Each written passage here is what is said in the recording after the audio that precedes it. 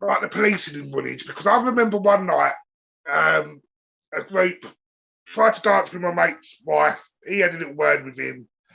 Something like a Stanley blade or something come out and it sliced my mate under the eye. I remember the pub. That's right, yeah. I remember the pub kicking off, but I remember the police coming, dispersing the trouble, but 3 minutes later told us to leave. So Yeah, they got rid of the gang that it happened with, and then they were yeah, trying to kick us out of the pub. It was like, well, hang on, they're still out in Woolwich. You know you're going to go around the corner and we're all going to be fighting again.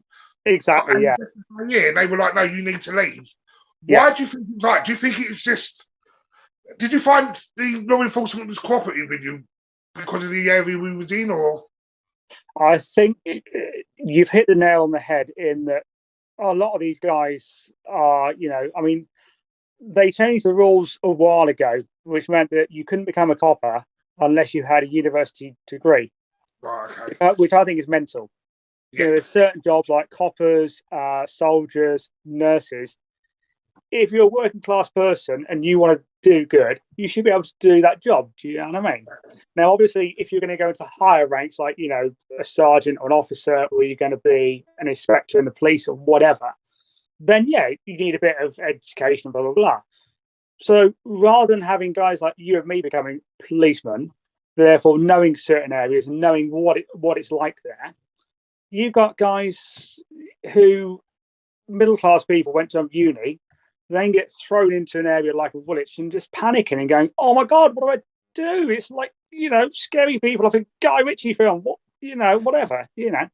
And so there was certainly a disconnect between the police and the locals in that, obviously, there's certain areas like that, or Liverpool, or certain parts of Oxford where you don't grasp, you don't speak to yeah, them, you don't snitch. You know what I mean? You mouth shut. You sort out yourself, but you don't tell the old Bill.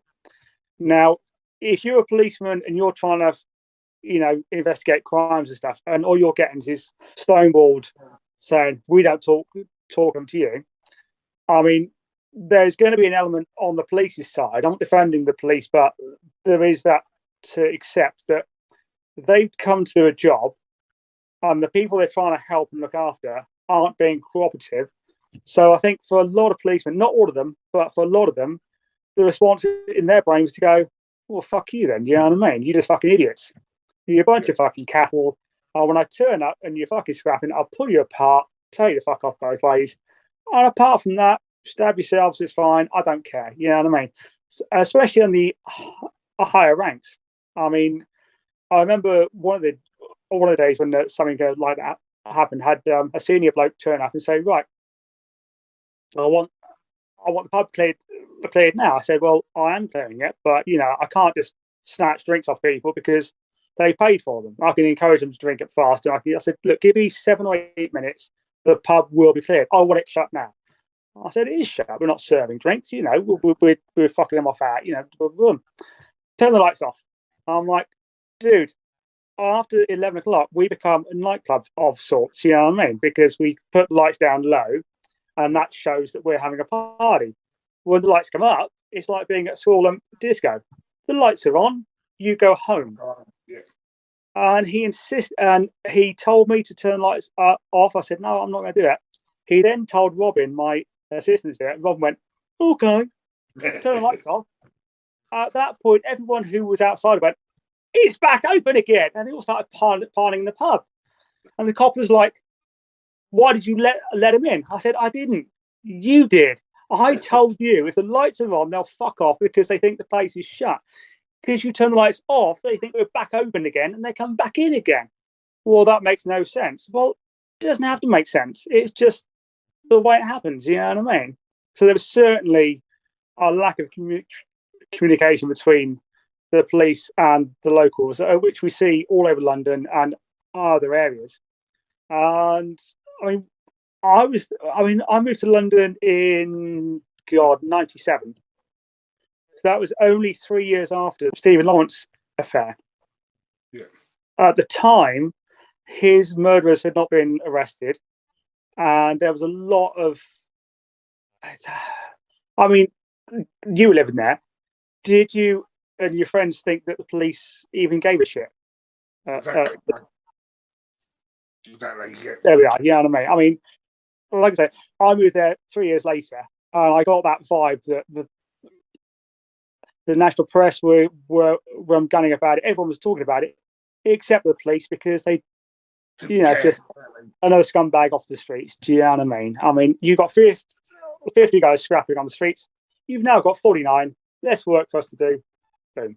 Yeah. And that was the attitude. I'm not saying that's what they thought, but that's certainly what we thought that they thought. That's the attitude that they gave us, if that makes sense. And it's a horrible thing, because I've got loved ones who are now police officers, and they work hard and they try their best, and they're not like that.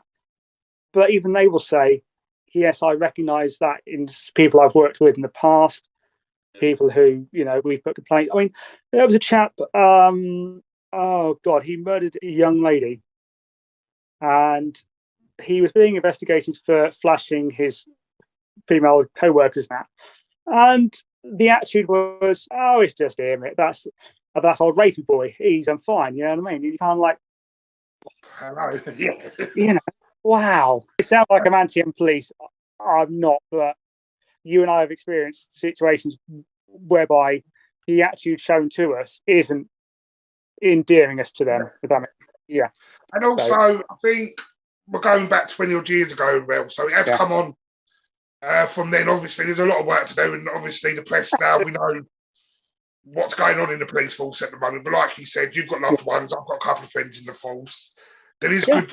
It's any company. You get good eggs and bad eggs, no matter what type of company it is. And obviously, it's the same with the police. So yeah, totally agree with you. We're not anti-police, but we've been in situations where it's come across that the police don't give a damn, especially when it comes to that drinking culture. I believe it's sort of it's down to the pubs. It's down to you lot on the street just yourselves out.